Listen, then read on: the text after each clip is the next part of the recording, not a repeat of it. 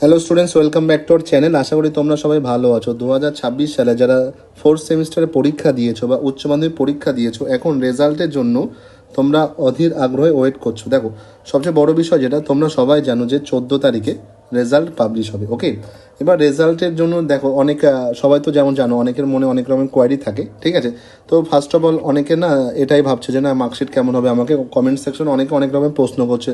তারপর অনেকে দেখবে থার্ড সেমিস্টারের সাপ্লি ছিল, সাপ্লিতে পাস করলে বা ফেল করলে কী হবে, মার্কস তোমার কীভাবে অ্যাড হবে না হবে, কীভাবে মার্কশিটে এন্ট্রি হবে, এটা নিয়ে দেখবে ডিটেলিং আমি আজকে বলবো। তো তার আগে দেখো, সবার আগে আমি একটা কথা বলি। দেখো যে 22শে এপ্রিল যে নোটিফিকেশান এসছে, ঠিক আছে, ওটা নিয়ে একটা ছোট্ট একটা বিভ্রান্তি ছিল। সেটা হচ্ছে council of higher secondary education তাদের অফিসিয়াল পোর্টাল বা ওয়েবসাইটে না নোটিশটা দেখা যাচ্ছিল।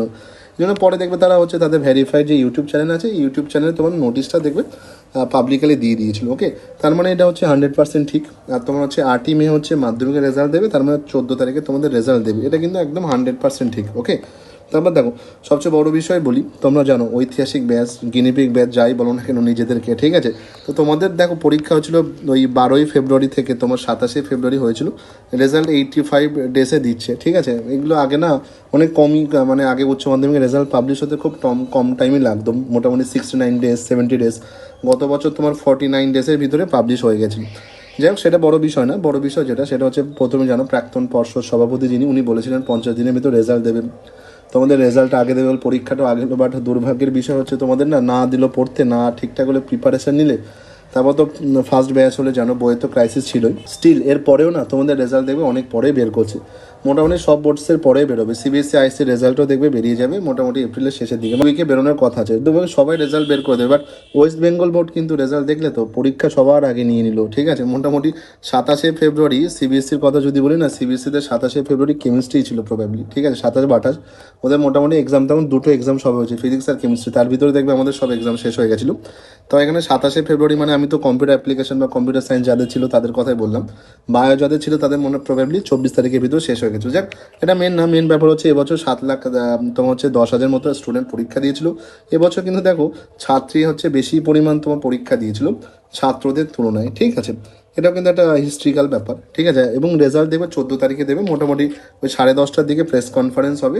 তোমার হচ্ছে বেলা 11টা নাগাদ তোমার হচ্ছে অনলাইন পোর্টালে রেজাল্ট দিয়ে দেবে।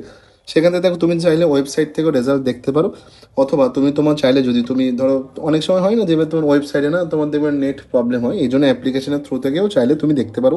এর আগের ভিডিওতে আমি অলরেডি বলে দিয়েছি কীভাবে অ্যাপ্লিকেশন ইনস্টল করে নেবে, প্লে স্টোর থেকে কীভাবে ডাউনলোড করে ইনস্টল করে নেবে সেটা বলে দিয়েছি আমি, ঠিক আছে। আর সবচেয়ে বড় বিষয় যেটা তোমাদের মনে একটা প্রশ্ন, স্যার কোন সেমিস্টারে রোল নাম্বার দিয়ে রেজাল্ট দেবো? অফকোর্স ফোর্থ সেমিস্টার রেজাল্ট দেখবে, ফোর্থ সেমিস্টার রোল নাম্বার দিয়ে, ঠিক আছে।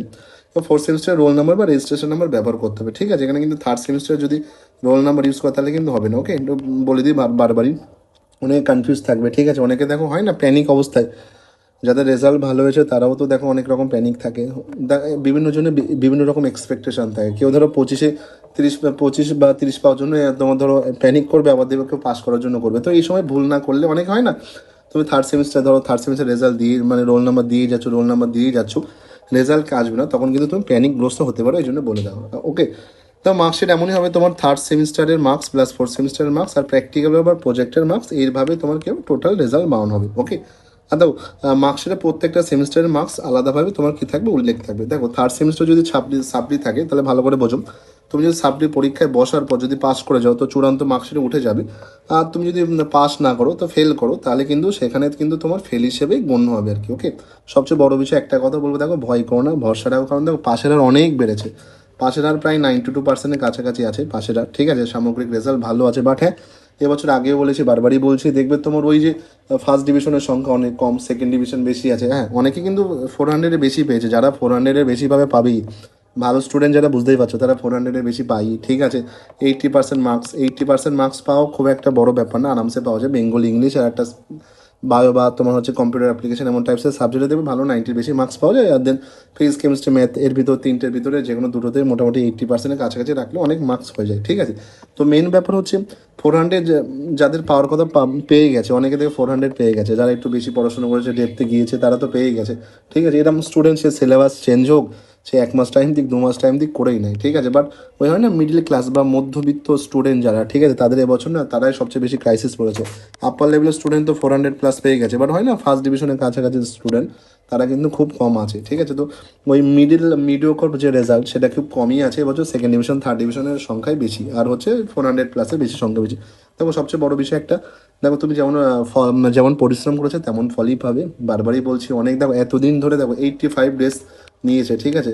পর্ষদের পিছনে রিজন কিন্তু একটাই, কারণ দেখো পরীক্ষা নেওয়ার সময় না প্রশ্নপত্র থেকে শুরু করে অনেক কিছুতে গরমিল ছিল। ম্যাথ পরীক্ষার কথা তো বলে লাভ নেই, ঠিক আছে। আমি হিস্ট্রিতে এমন প্রথম দেখেছি কোনো পরীক্ষায় 25% question out of syllabus, question ভুল থাকে তাও মানা যায়, আউট অফ সিলেবাস, বুঝতে পারছো? তো যাই হোক, সেটা পরে বিষয়ে, ম্যাথ পরীক্ষা নিয়ে বলে আর বারবারই লাভ নেই, ঠিক আছে। তো অনেক রকম দেখবে ভুল ছিল তোমার। এছাড়া এই জন্য দেখবে মোটামুটি চেষ্টা করেছে রেজাল্ট যাতে মোটামুটি কোনো রকমভাবে ভুল না থাকে, ঠিকঠাক করে কপি চেক করা, অনেকবারই চেক করার চেষ্টা করেছে স্কুলে। এবং পর্ষদ কিন্তু ওয়েট করে দেখবে স্কুল থেকে তোমার প্রজেক্ট এবং প্র্যাকটিক্যাল মার্কসও নিয়ে যেত। সেই দিক থেকে যদি দেখা যায় তো মোটামুটি তোমার ভালো রেজাল্টই হবে, ঠিক আছে। পাশের মার্কসও বেশি, তো পার্সেন্টেজও বেশি আছে। তো একটা কথা বলবো, চিন্তিত থেকে লাভ নেই, ঠিক আছে। আর মোটামুটি দেখবো মোটামুটি কী কী অফিসিয়াল ওয়েবসাইটে যখন পর্ষদ আপলোড করবে অবশ্যই সবার আগে আমরা জানাবো, ঠিক আছে।